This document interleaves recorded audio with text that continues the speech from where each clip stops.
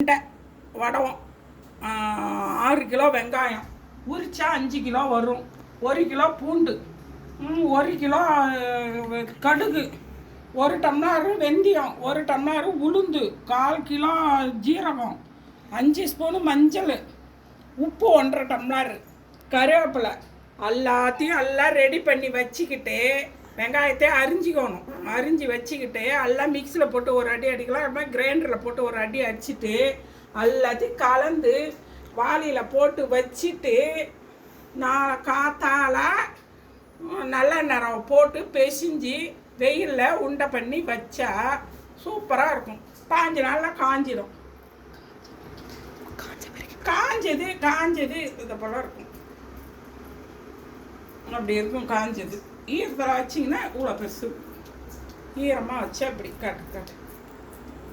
இது போன வருஷம் அது போன வருஷத்து வடகம். இது போன வருஷம் வடகம். இது இந்த வருஷம் வடகம். இது எதுவுமே கொட்டாது. அப்படியே உண்டை நீங்கள் எடுத்தீங்கன்னா நம்ம நசுக்கி விட்டு குழம்புக்கு போட்டுக்கலாம். சூப்பராக இருக்கும். ஒரு 2 வருஷத்துக்கு ஒரு ட்ரிப்பு கூட வைக்கலாம் வடகம். இந்த போன வருஷம் தான் வச்சேன். இது எப்படி இருக்குது பாருங்கள். அதுக்கு முந்தின வருஷம், இந்த வருஷம் தான் வைக்கிறேன்.